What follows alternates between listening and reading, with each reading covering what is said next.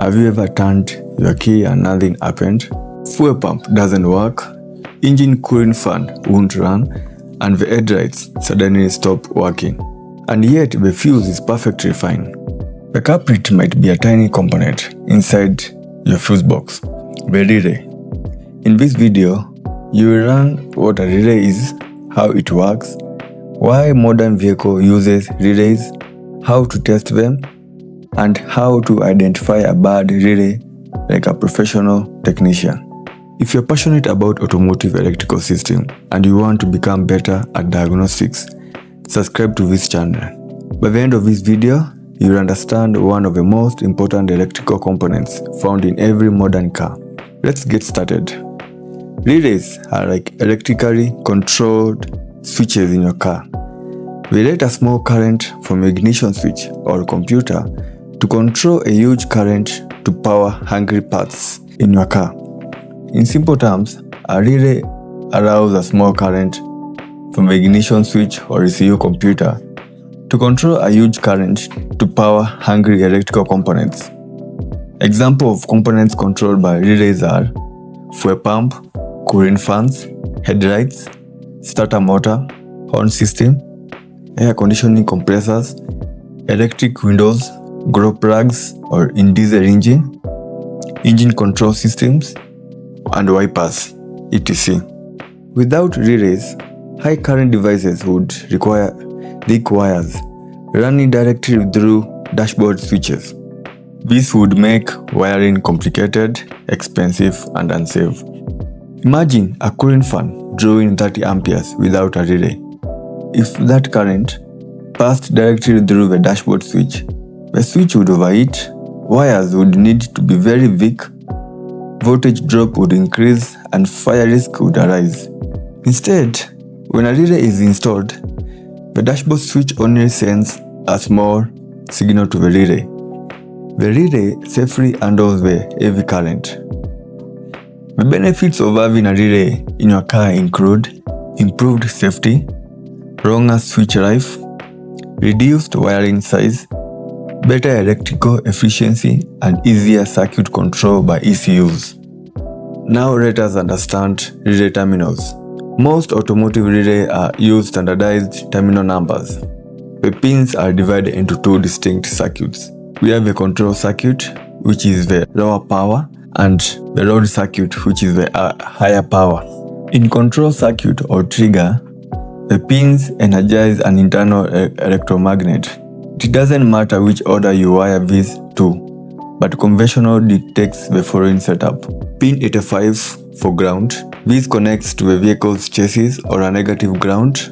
Pin 86 for switch or trigger. This receives the positive 12 voltage signal from your dashboard, switch, ignition, or ECU. When this pin receives power, it creates a magnetic field. In the load circuit, the pins handle the high current required to run your heavy-duty accessories. We have a pin 30 for common input, which is the main power source. It connects directly to your car battery or another reliable power source via an inline fuse. We have pin 87 is the power output to your device or load, for example, the fog light and cooling fan. It is only active when power is sent to the control circuit in pin 85 and 86. We have pin 87A. This one is for normal closed circuit, only found on a 5-pin relay. This pin receives power when the relay is off or at rest. When the relay triggers, the pin turns off and power switches over to pin 87. How do you identify a bad relay? This is how.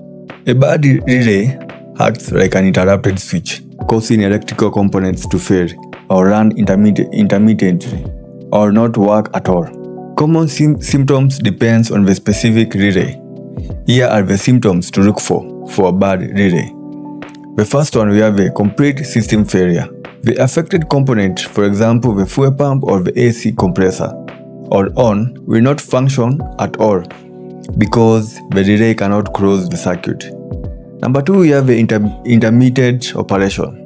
The component might work sometimes but fail when it gets hot, causing stalling or sporadic shutdowns. We have number 3, which is no start or hard starting. If it is a starter or a fuel pump relay, the engine might crank but fail to ignite, or it may not crank at all. We have a creaking noise. You may hear a rapid or faint creaking noise from the fuse box as the relay attempts to engage but fails to lock into place. Number 5, we have the stuck component. If the relay's internal contacts fuse together, the electrical part, like the starter, may stay running constantly even after you turn off the ignition. And lastly, we have a physical damage. This is through melted plastic casing, burnt out terminal pins, or a rattling sound indicating broken internal pieces. If the components are not working, you should check the relay after confirming the fuse is okay. This is how to test a relay. Method 1. Listen for a click sound. Turn the ignition on. Place your finger on the relay. You should feel or hear a click. If there is no click, this may indicate a faulty coil in the relay. Method 2. Swap with a similar relay in your fuse box. Many fuse boxes contain identical relays. Swap with a non-good relay. If the problem moves, the relay is likely defective. Method 3 is testing with a multimeter. Check coil resistance between terminal 85 and 86. Infinite resistance usually indicates an open coil. Very low resistance may indicate a shorted coil. Method 4, we have a bench test. Apply 12 volts to terminal 85 and 86. You should hear a click sound. Check continuity between terminal 30 and 87. The circuit should close when energized. The relay may appear good externally but fail internally. Always test before replacing expensive components. Understanding relays is a fundamental skill for every automotive technician because many electrical faults can be traced back to a simple relay failure. If you found this lesson helpful, subscribe to this channel, to the Automotive, like the video and turn on the notification so you never miss any of our next automotive electrical video. See you on the next one.